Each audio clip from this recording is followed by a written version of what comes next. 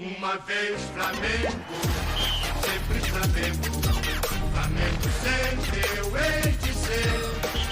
É o meu maior prazer. Meu amigo Marcelo, pessoal do canal Flamengando, 16ª rodada do Campeonato Brasileiro da Série A, nesse clique no lance em destaque. Uma rodada muito ruim para o Flamengo, porque, amigos do canal Flamengando, o Flamengo recebeu o Fortaleza no Maracanã, 21 finalizações a 7, mas perdeu o jogo por 2-1. E por que perdeu esse jogo? Algumas explicações acho que são relevantes. Primeiro, o Fortaleza fez um gol logo de cara, assim como o Cuiabá na rodada passada, logo no início, o que nessa maratona de jogos e tal dificulta, você tem que buscar o placar. Um gol, que na minha opinião houve falta no Wesley, é uma jogada diária, um escanteio, o Wesley desvia na primeira trave contra o próprio gol e o Fortaleza abriu o placar, mas existe uma câmera do VAR que mostra que ele é deslocado e, portanto, isso atrapalha o seu movimento. É um lance que não dá para a Edna ver no campo, muito difícil, não dá, é difícil. Mas se uma câmera pegou de várias, para o juiz no campo é difícil. O VAR deveria ter observado melhor o lance, é um lance difícil, é um lance interpretativo, eu não posso dizer nem que há um erro crasso da arbitragem, mas eu acho que houve a falta, é uma opinião minha, e o VAR não sinalizou e o Fortaleza então abria o placar, a equipe do Ceará. Num primeiro tempo, em que o Flamengo teve algumas chances de fora chutadas, no cantinho rasteiro, o João Ricardo defendeu. Teve um lance do Davi Luiz dentro da área que ele chuta, o João Ricardo cai dentro do gol para poder tirar a bola, mas consegue tirar antes que ela ultrapasse a meta. O lance na área em que o Pedro, para a pequena área, conclui no travessão. O Pedro matou a bola, ela subiu um pouquinho, ele fez uma espécie de uma puxeta, né? E ela explodiu no travessão.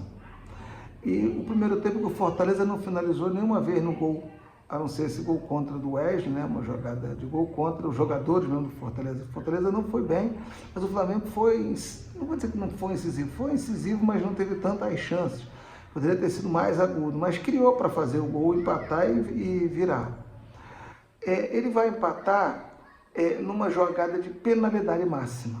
Pênalti claríssimo, o Pedro vai, ainda no primeiro tempo, vai chutar a bola, e é calçado levemente, mas no movimento que ele está, o calço leve, desloca o jogador. Pênalti claro, a Edna não titubeou, botou na cal, aí o VAR ficou 10 mil anos e falou, Edna, você está certa, cal. Pedro bateu o 8º gol dele no campeonato, ele é o artilheiro máximo da competição, 1-1.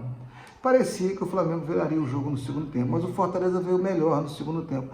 Eu estou ruim de palpite, porque eu falei que esse jogo seria 3-1 Flamengo, porque eu não achei que o Fortaleza foi inferior ao Fluminense, falei que foi bem melhor, mas não jogou bem contra o Fluminense no final de semana, mas ontem se postou bem.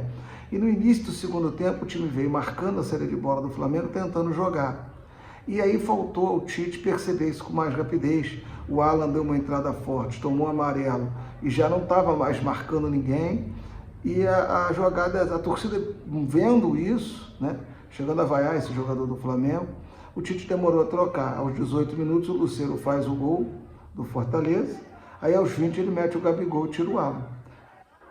Foi muito bom, o Gabigol entrou muito bem, e o Flamengo esteve, chutou bola no gol com o João duas vezes, num lance em sequência, acho que foi o Luiz Araújo na volta, o Gerson bateu e o João Ricardo defendeu. O Gabigol chutou uma bola no cantinho, já no finalzinho, mas antes disso já tinha feito uma jogada de gol, ele fez o cruzamento para o Carlinhos cabecear sobre o gol, o Carlinhos também entrou para fazer ali uma dobra na área. Você teve uma outra oportunidade com o Gabigol, que é um gol anulado, né? Um cruzamento acho que do Ayrton Lucas, o Carlinhos desvia e o Gabigol faz o gol. A Edna acertou em anular esse gol e a bandeira Marcela, mas eu não concordo com a regra, né? Como para todo mundo esse lance seria anulado no campeonato, não acho um erro. Mas se você olha bem o lance mesmo, o corpo do Gabigol está na mesma linha do defensor, é que ele está inclinado para frente, e aí no movimento de correr o joelho fica um pouco à frente.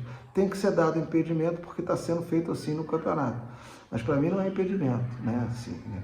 A regra deveria ser um pouco melhor, dar pro gol nesse lance, né? Um lance de mesma linha, mas enfim, bem anulado o gol.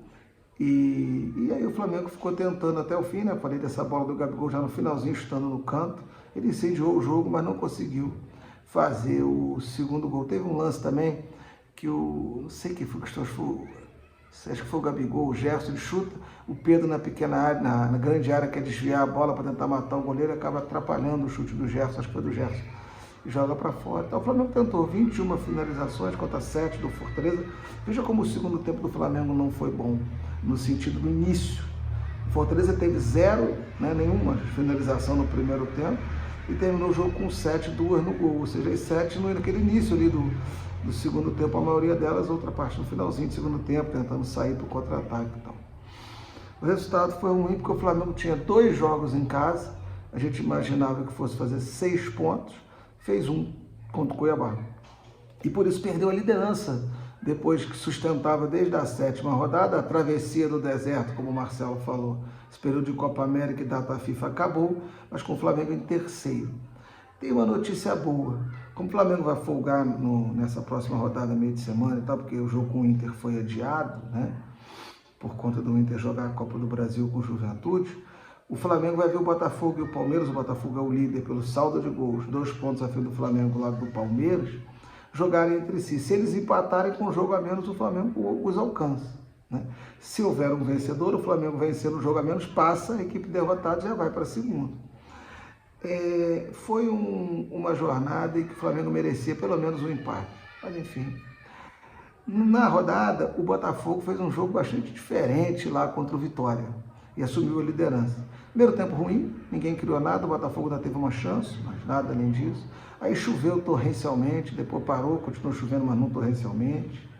Aí teve um lance em que o Eduardo vai tentar tirar a bola do Mateuzinho, que é o jogador mais técnico do Vitória, faz uma falta bem no limite, o juiz dá amarelo, mas deu sorte o Eduardo. Eu acho que foi para amarelo, mas já vi o juiz expulsar nessa falta.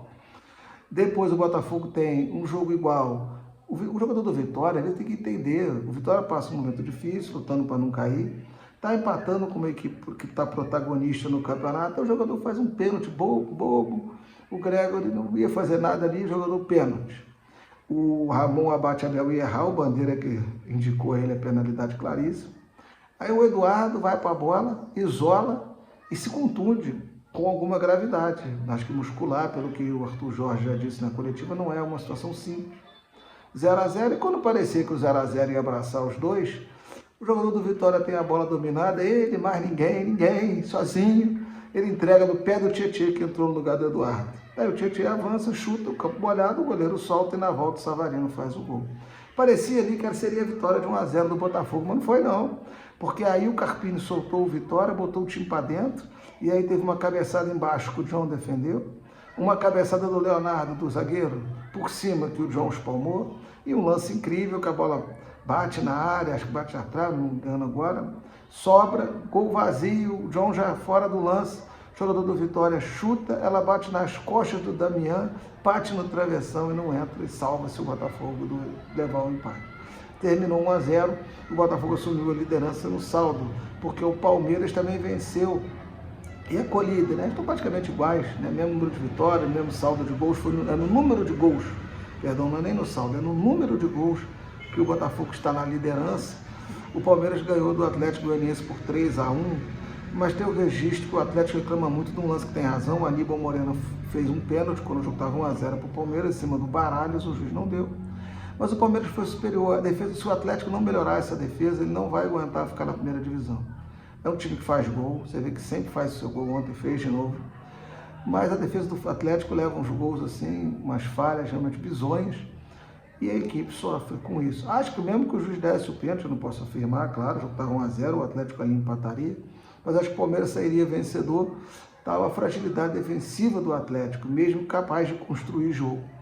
3-1 Palmeiras no Atlético Goianiense.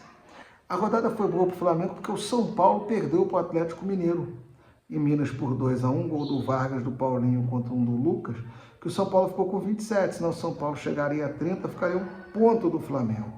O Cruzeiro ganhou do Grêmio no Sul, o Grêmio muito mal, e ali chegou no G6, 26 pontos, o Cruzeiro está entre os 6 melhores, beneficiado pela derrota do Atlético Paranaense em casa para o Bahia, por 3-1, o que ele fez o Bahia chegar a 30 pontos, está a 3 dos líderes, 1 do Flamengo, em quarto o Bahia.